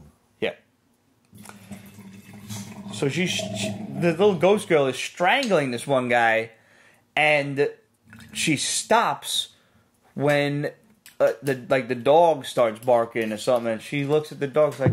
Which lost me in the comic. I was like, no, really? Really? This is her house. She's the girl in the pictures. Bullshit. She's the girl in the pictures. Her dad. It was so obvious. Of course it was. Her dad had an affair with this broad. That's why she's killing her. Like yes. The only picture that was colored was her and the dog. Yes. Like, really? Why don't you just beat us over the head with the fucking plot? This guy was the guy that the wife was talking to, that she was having the affair with. I got it all. No, you're absolutely right. I have the plot. I do know the plot. But I still want to see it play out. No! You don't? No! All right. No. I do. I'm with it. I like those cheesy B horror movies. I don't care if I know where it's going. I want to see. When? Yeah. No, but see, you know, I get what you're saying. Like, not the Odyssey, the Iliad. Yeah, sure. You know. I never made it through the Iliad. It bored the shit out of me. 10 years of war, mother of God, get the horse already. I had fun. I mean, I knew the guy was not going to make it. I wanted to learn how he didn't make it. Achilles? Yeah. Huh? At this point, I don't give a shit about the girl. That's the thing. There's nothing to bring me into the comic and make me feel for the kid. Like you get a couple like one shots of her looking like, oh, and I'm just like, no, there's not enough emotion on that zombie face. Antonio Vitelli wants to know Aquaman movie. Yo, I'm excited. I like Jason Momoa a lot. I think Conan was a good movie right up until the end of the movie when they try to do that teeter-totter scene on the fucking... Like, that was just stupid. But he embodied the original concept of Conan. It was just poor production around him. Yeah. Everything about him was fine. Yeah. Casting was great, stupid writing. And it ruined the movie. CG was a little bad, too. Terribly, terribly done. If it was done more in the style of the Arnold Schwarzenegger shit, but if you look at the old Conan books, the old Roy Thomas shit, Jason Momoa is Conan. Fuck yeah. He's the original Marvel Comics guy. He is Frank Frazetta's Conan. Look, just Google up Frank Frazetta's Conan, and you got it. That's Jason Momoa. I don't know, Kate. The movie could have been great. The more Jason Momoa gets shirtless, the more I'm like, shit, I gotta go to the gym. Yeah, he sets the bar a little high for us regulars. Those pecs are gigantic. Yes, dude. they are. And he's got and he has no abs, but nobody cares. And to boot, he's like, I don't know for a fact, but he just from what my personal experience, he seems like one of the nicest guys in the world. Yeah, every video I see him, we're throwing axes with his friends. Yo, I'm at a Comic-Con online to meet Henry Cavill and Gal Gadot, right? he comes and now Is it Gadot? Or it's Gadot. I've heard her say it. That's the only reason I know. This is Israeli, and that kind of makes sense based upon Right, because Gadot would be French, right. I guess. Yeah. So no, it's Gadot, and I only know that from Jimmy Kimmel and the mean tweets. That sneaky little Kimmel. Yep, that's one of the only reasons to watch the show. Truthfully, is mean tweets. That and Harrison Ford. So his photo shoot is on the opposite end of the basement of Nassau Coliseum, right? He comes out on that end and just starts going up and down the aisles, high-fiving people for no reason.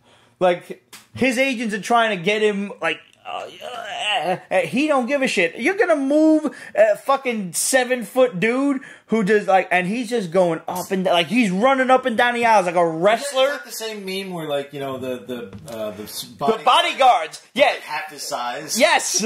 Where you have to beat the bodyguards to get to him as the final boss. And, like, you know, I wasn't privy to be in one of the rows where I could get a high five from him, but regardless, watching him do it was absolutely amazing because it took 5 minutes out of his life. And meanwhile, it meant the world to every single person that got that high five just for the shit of it. And, like, that's fucking awesome. When a celebrity takes the time to just greet the fans and be like, yo, what's up? So with him, I love it. I think he's altruistic, but it's not. Sometimes it cannot be altruistic because who supports his ticket sales? The fans. Yeah. And if he's not taking care of the fans, then I take care of his ticket sales. So yeah. And you know it bears in mind, but like to know that. Like, to have that in mind, whereas your manager's like, no, you have to go do this now. You have to go do this now. And you're like, fuck you. I'm going to go greet the people who are signing my paycheck, basically. From what I hear, he's... Takes 5 seconds, and he just super nice guy. He's like either a former Marine or former Army, and he's living off a pension. So, like, if he lost everything, he'd be like, I don't give a shit. Because, he lives in the middle of nowhere in Missouri or something like that. Oh, wow, I didn't know that. Yeah. And... he kind of made a bet with somebody like, if it works out, great, I'm going to be nice to everyone. If not, fuck it. I don't give a shit. Yeah.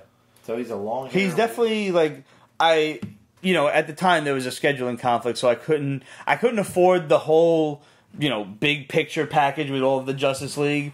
But I would like to meet Jason Momoa for a photo at some point in the future. And I would definitely pay the $70 to $100.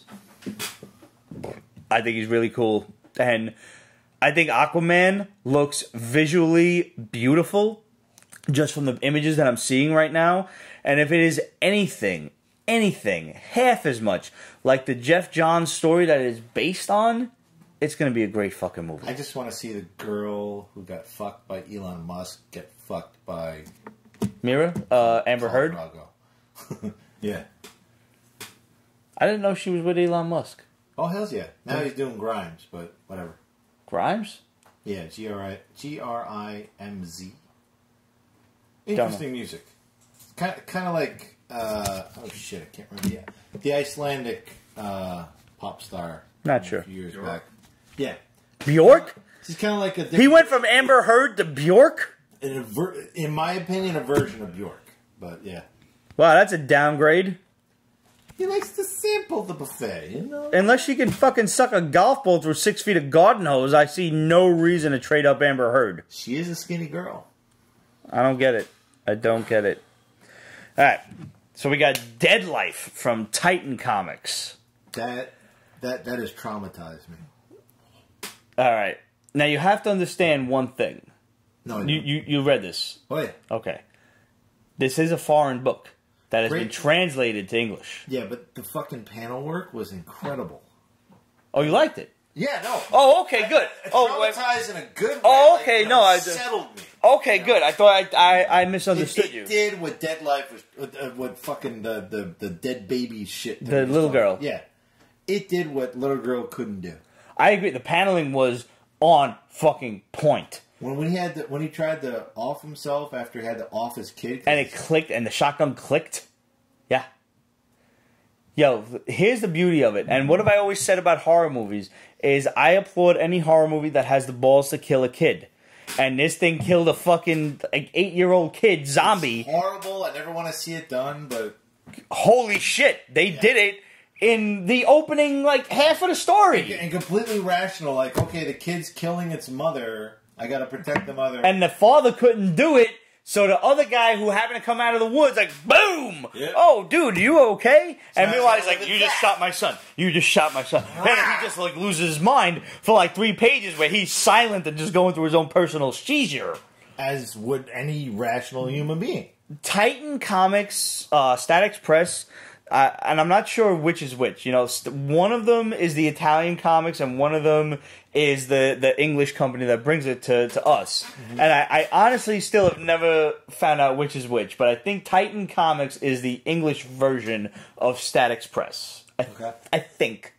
I could have that completely opposite. So I could have picked. Doesn't fucking matter, because every book that they do is always this like double or triple sized book, and it's huge.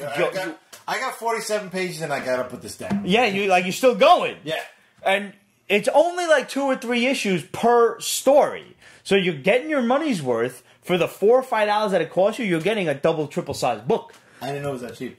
I was just reading it's dope. It's dope, and like the artwork is great. The only, if I were to nitpick, and I mean this is me nitpicking, is I wish for the sake of translation, I wish they would get a dude whose first language was English and second language was Italian. No, because it's like watching a badly dubbed anime. But I love that. It works. That adds to the whole panache of like seriously. It's the je ne sais quoi of it all. But like, imagine how crazy the story could be if it was just so. It was translated. No, because that makes it creepier. Well, like, yeah, it should be creepier. One of my favorite films was The Third Man, and at some points in The Third Man, it's like a lot of it's in German or Hungarian, and they don't translate it. And that just makes it even more tense. Like, okay, there's a scene. So the fact that I don't understand really what's going on. But you do, like... when the visuals are showing me all that nonsense. It's like, Like, they translate it, but they translate it as if it's an English dub anime. And some of it's kind of funny where, like, for example, they encounter a cop. They're covered in blood. They've just been fighting zombies, and the cop arrests them. Like, he's ready to take him down to the station, and like, no, you don't understand. My family's dead. I didn't kill them, you dumb fuck. Like, you're just really not going to go back and look? And the cop's like, well, I have to take you to jail. And I don't remember what the cop said. It was like, well, you're not handing me any evidence that I could believe. And the prisoner, the guy, the father, who just had his wife and son murdered by zombies, was like, you're going to take us to jail as you wish. And like, no, I probably could have said, like, well, fucking whatever. Or you're an idiot. So those exact translations kind of get lost in the translation. Maybe he watched too much Princess Bride. I don't know. That's exactly what I thought of. It was as you wish. And he really just loves them. And it's only one out of many examples out of this book, but don't let that dissuade you. Now it'll be good. Don't let that dissuade you from reading an epic zombie tale. Yeah. Titan's Dead Life is sick, twisted. When the grandfather flips the fuck out and like starts yelling at the kid like, what did you do? I told you not to take it. Where did you fucking take it? And the kid took this ancient chalice. Yeah. And the grandfather said, don't fucking take it. Like, look but don't touch. I really am traumatized by that book. Oh man. Yeah, it's what The Walking Dead wants to be now. Yes, it is. Yeah. This was good. This would have been my book of the week had it not been for Die, Die, Die. So this is a close second for me. Yeah. I agree with that. Yeah. And last but not least, we have Injustice versus Masters of the Universe. Could have been great. I like it because I'm such a He-Man fan that I have no choice but to like it. Maybe it's a setup and it'll get better, but it's a setup that doesn't require a setup. It's one of those that, like, let's just get into the action and forego the setup of the story. They could have done a Reservoir Dogs where you just see it after the heist sort of thing, but they didn't. I mean, you delve in on Prince Adam right after the events of Thundercats He-Man. And Faker has taken over the kingdom, and he's defeating Faker within the first 3 pages, and then Swamp Thing and Zatanna show up to kidnap Prince Adam, and Batman shows up to explain why he's got to go kick Superman's ass. And this is Superman from the Injustice universe, where he accidentally killed Lois Lane, flips the fuck out, kills the Joker, and becomes the dictator of Earth.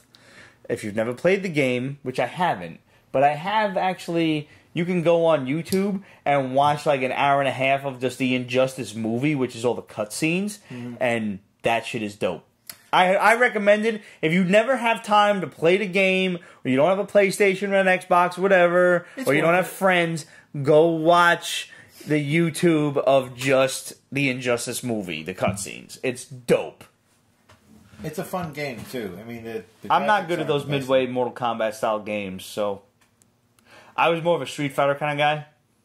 Well, they're both button smashers. It's just... Yeah, but there's more combos with Mortal Kombat and shit, and there's more original stuff you can do versus with Street Fighter. Like, you're knocking people through walls into other scenery and everything with MK and Injustice and shit. Like, I could never... I don't know how to do it. I don't know how to do none of it. It takes a little practice, but once you get it, it's, especially with the Flash. I have so much fun with the Flash. I mean, I've seen the the moves and shit on YouTube, and again, like I feel like one of them little kids that doesn't play with toys but watches other people play with toys. Like I watch other people play video games. That's the thing about that game. It's like my brother's incredible with video games. So I can just watch him play that game, and I'm happy doing it. Yes. Yeah. Like I was with like God of War 3 or whatever it was for the PlayStation before, not the new one that just came out with the kid. Sure. Which I will not watch, but. Even though it's got Christopher Judge as God of War, which I love, it was just fun to watch Kratos go through all of that and like beat all the Titans. It was awesome. Like Rich and Cheeseburger are dope at video games. Like I can't even fuck with these guys. Like I think you should do a Pete's Basement Extra with an edited version of what Pete does as people die in the video games. I mean, I would gladly do an extra of Pete Sucks at video games. I've been planning it for a while, and it hasn't happened yet. But it's on the list. Conan O'Brien play video games? No, he's terrible at it. But he watched. I did, however, watch. I don't know if it was Kimmel or Fallon that brought Mike Tyson on to play Mike Tyson's Punch Out. Oh my god, that must have been amazing. Yeah, it was so meta. It was amazing. Like he lost miserably to himself. Yeah. That's one of the best shows out there. I've still never beaten that game. Is it back yet? Mike Tyson Mysteries? No, not yet. Love that show. I mean, Norm Macdonald as a pigeon that murders people. But for Masters of the Universe, you got He-Man, Teela, and Orko teaming up with Batman and the rest of the crew to go take down Superman, and Darkseid is invading Eternia at the same time. And Teela's got a mouth. Teela's a bitch. She always has been. She always will be. Yeah, but some of the worst is like you're not tan enough for me to not be your bodyguard. Like, what the fuck? Well, she meant because He-Man gets a tan when he turns. Adam is pale white, and then he turns into He-Man and becomes Hispanic for whatever reason. Fucking racism and it just I don't know. I loved the DC Universe versus Masters Universe when in the first issue you had He-Man stab Superman with the Sword of Power. Because He-Man, I'm sorry, would kick Superman's ass 3 ways from Sunday. Sorry. Like, if you want to have a battle royal of a character, you got He-Man versus either Wonder Woman or Thor. That's it. Otherwise, He-Man's kicking everybody's ass because motherfucking can move the moon. Fuck you. So, but that aside, like... Superman restarted the sun. Doesn't matter. He's weak against magic, and He-Man is all magic. Weak against magic. Motherfucker is all magic, bitch! All magic!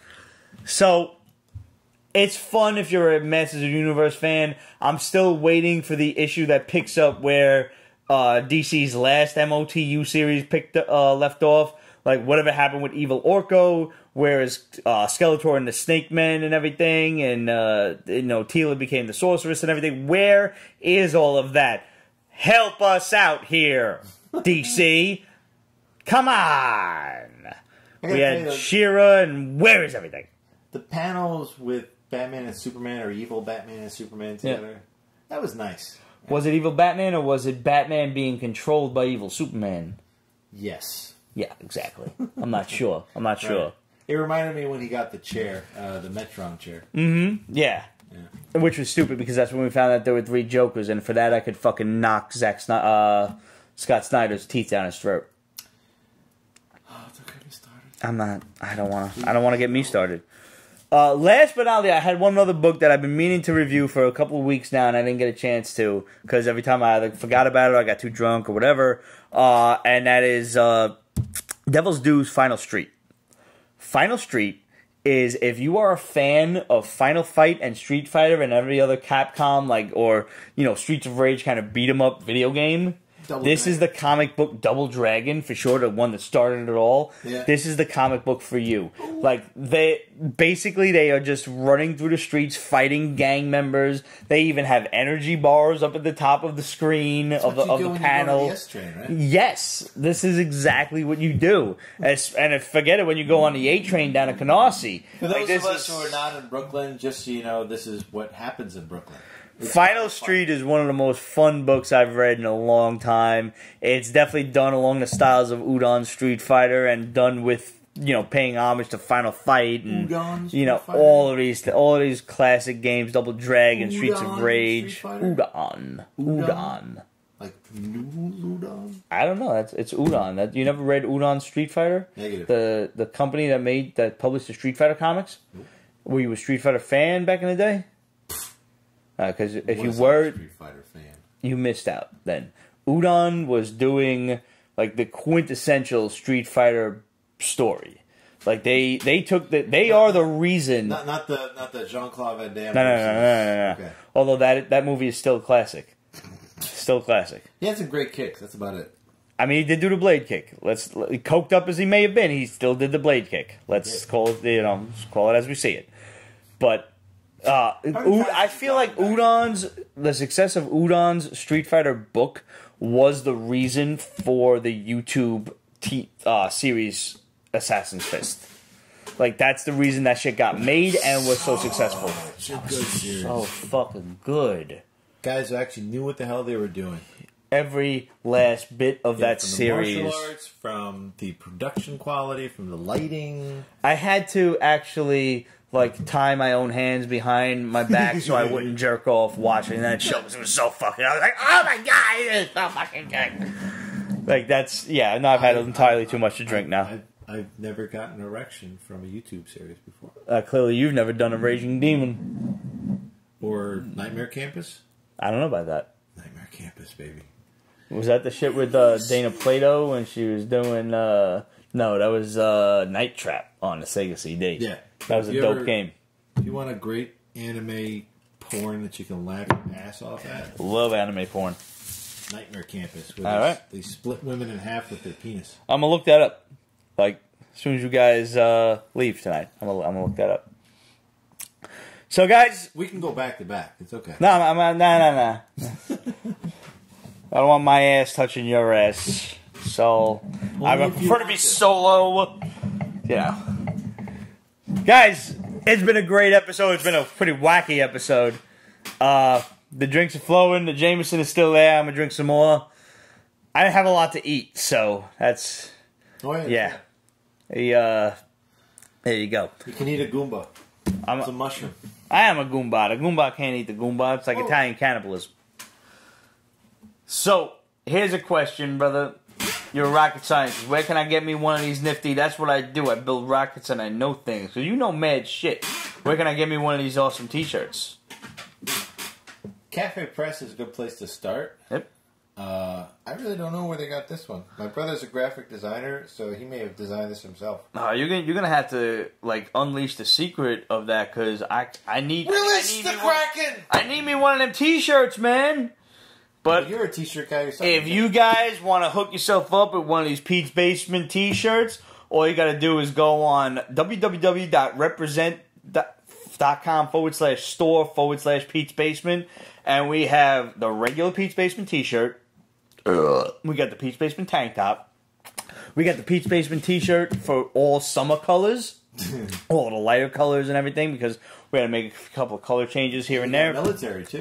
We have the Peach Basement Supports Our Veterans t-shirt, which I'm All so proud of. military. All supports all branches of the military. It's the forest green with the American flag, and it supports our veterans section. You know, I designed the graphic myself, and 100% of the profits from that go toward Mobility for Heroes, which is a organization developed by my cousin Steve, which gets wheelchairs for wounded veterans. And that's just something that I think we all could be proud of. And it's so far our best-selling Peach Basement Supports t-shirt ever. And I'm so happy with that, and I'm so thankful for you guys for supporting it and continue to support it. Big thanks to our boy Anthony Pizza, who was the last guy to pick one up. And by the way, that's his real name, not a nickname, not nothing. Wow. Anthony Pizza. And everybody else who picked up Peach Basement Supports Our Veterans t-shirt. Thank you to Hellraiser. Thank you to my boy Cal for picking one up. Everybody, we have managed to get so far 2 full wheelchairs thanks to all the profits from the Peach Basement t-shirts. And keep in mind, you know, we're only getting a couple of bucks per t-shirt because we're not making these t-shirts ourselves. So thanks to your support, you have given two veterans the means to get around, and that's 2 more than before we started this. And I gotta Thank wonder you so much. if the guy that plays the Punisher doesn't watch some of your shows, because the mannerisms you use, I see a lot of in the Punisher. He might be part Italian, so you know it could be. It just kind of runs in. I can't remember. I'm not sure, but he might be. All right, so I don't know how to follow that up with t-shirts. I got one more. Wait, well, before you go there, Yep. quick coda. And I don't know the website, but if you Google Unlock Potential T-shirt, a friend of mine runs that company, and it's basically just. I just love the idea of unlock potential. I like the name. Yeah. It's great. He has a couple other designs. One of them being the cowbell, which is our next. Because launch. we always need more of those. But that's the name of the rocket of our next launch. Nice. Because this time, just like Chris Walken said, we're We going need more cowbell. but we're going to explore the space of the cowbell. I like it. So he has a commemorative T-shirt on there, but most of his profits go to support underprivileged kids trying to get to college. Nice. I like it. In his local area of Oviedo, Florida. So big shout out to him. Great supporter of what I do, and also great supporter of just kids in need. He's constantly out there just helping kids realize what I need to do to get out of where I am. And how do we find that? I would Google Unlock Potential T-shirt. Okay. His name is Keith Thomas. He runs it. He's been kind of just doing it for fun as a segue from the fact that he's helping kids branch from most of these. It's kind of like stand and deliver. We're like, right. I'm never going to get anywhere. It's like, well, just try calculus. Yeah. You know, that whole thing. He mentors a lot of kids, and a lot of them become. Well, maybe all the basement fans out there can help Keith realize that what he's doing is, you know, the God's work. It's funny you say that because he's very, very God-centric. I say gods as in gods, but I mean, however, G-O-D-S versus capital G-O-D-S as. Yes. I'm not the most religious soul in the world, but you know, That's what it is what it is. He's there to make it up for you. Yeah, that's fine. I applaud people who are religious. Ramon is religious. I've never disparaged him for it. And of all of the times we may have disagreed on a show, that has never been one of them. And that's pretty great. And in answer to the question, who awkward person? Apparently so. Apparently, Typhoid Mary is in season 2. Oh yeah, Alice Eve. Yeah. That's wonderful. Moving. Oh, yeah, that's not on Facebook too. Yep. And last but not least, if you want to get a hold of this awesome T-shirt that I am wearing right now, this is the newest Pete's Basement Supports T-shirt. This is Pete's Basement Supports Project Harmony NYC. First of all, I love the color. The purple is amazing. I love the way all of the colors on the shirt itself came out. Yeah. It really pops out. And Project Harmony is a great cause. They take abandoned lots throughout New York City, specifically like around the Harlem area, and they turn them into little mini parks and recreational areas for the kids and the citizens of that area. Like, how many times you walk through New York City and you just find a degraded lot, and there happens to be like just a bunch of green trees and stuff running around there, and there's maybe somebody, like one person there, collecting donations maybe as you walk in or something. Right. And that is Project Harmony.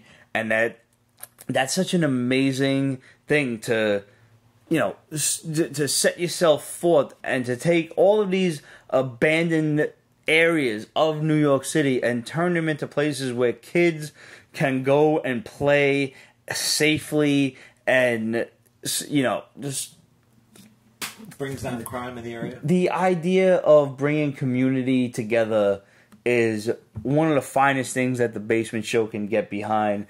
We're happy to do it. If you want to get more information on them, check out www.projectharmonynyc.org, and you can see a bunch of their pictures of past stuff that they've done, as well as an About Me page and a donation page and all kinds of stuff about them. And we're happy to announce this t-shirt. And like our Peach Basement Supports Veterans t-shirt, being that this is not a specific month thing, this t-shirt will be up on the Represent store forever.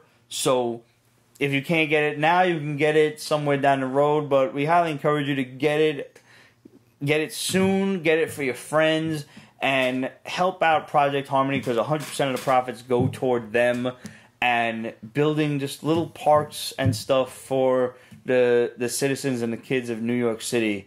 And I mean, that's just a great local charity. I build rockets, and I'm trying to get the space to create things in space to help back down here. But at the end of the day, like, you know, while that's in its incubation to happen, we still have the day-to-day to take care of, and it's people like that that make sure that our quality of living is where it should be.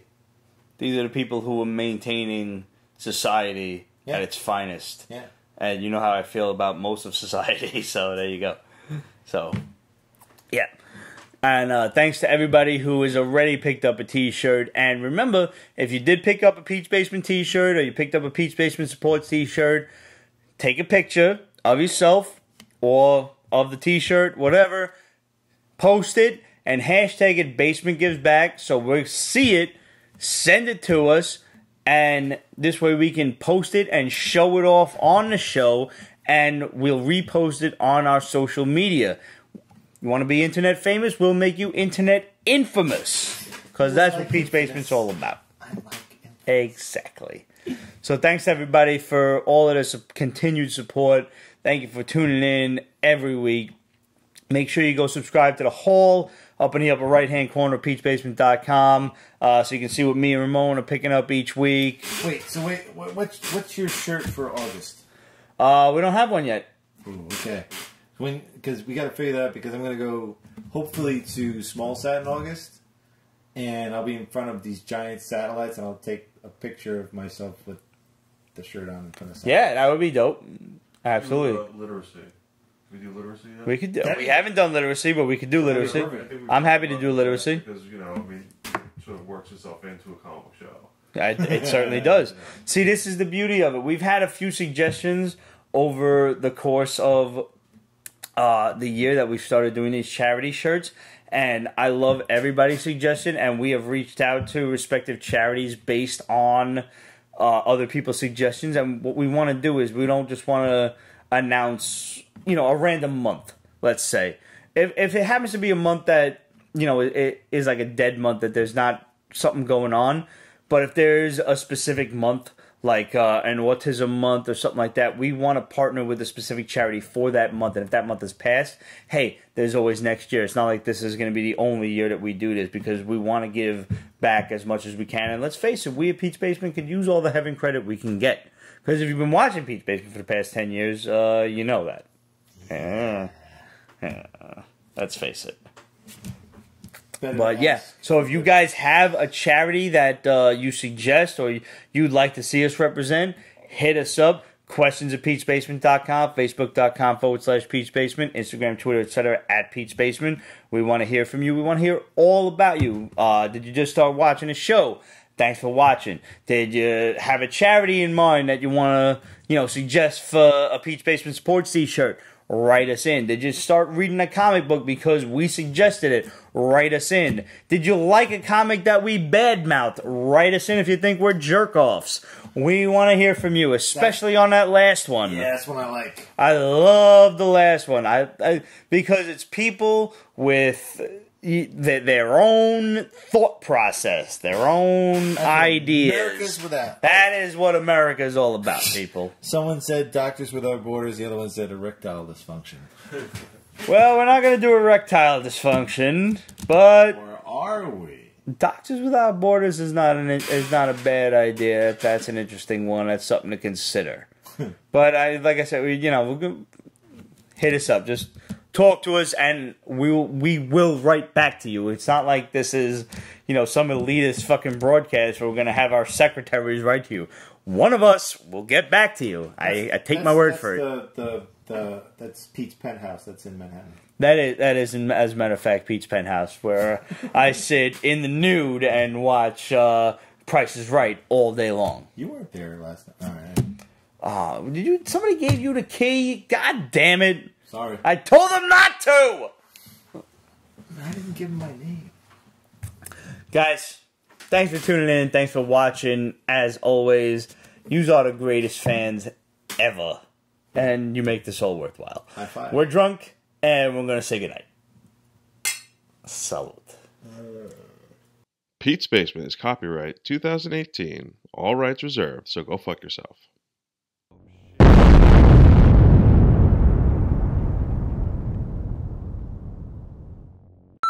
Cherry Springs is actually a little bit better than Black Cherry Valley in terms of a double entendre. I mean, black cherry soda is delicious, and if I could possibly have a black cherry spring where I could get black cherry soda naturally occurring from the earth, I think that would be, really awesome. Do you know what black cherry is a euphemism for? Yes. Rock Candy Mountain! Come on, Charlie! You don't know that one? No. Oh, man, you gotta look that up. It's just a bunch of, I'm not even gonna ruin it for you. Okay. Just magically Pleurodons. Just trust me. And if you internet savvy YouTubers out there, you know what I'm talking about. It's just one of the fucking wackiest videos. Someone was clearly on a lot of drugs when they made this. Okay. Kate Kaczorski got there before you did. What? Magically Pleurodons? Black cherry soda fountain. And she's like, oh, it disappeared. But somebody asked, how do these conversations even get started? We don't even know. Everything occurs naturally, and alcohol is a factor. Alright, here. Somebody said wine. LOL. Hey, what's up, David Peralta? What's up, Dave? Strangely, that reminds me of Hardcore Henry. I don't know how, but I'm okay. Have you seen it? Yeah, the Hardcore Henry was dope. It was the first-person movie. Yeah. But given how many movies, how many video games we have from POV, why it took them this long to make a movie that way, and I went into this. Well, I think it's because of the curse of the video game adaptation. No, he's got a life of his own. All right, fine, but I wanted to end it. Living life. I had it. I actually fucking Karate Kidded him. Beginner luck. We don't need chopsticks. We got fingers. Anyway.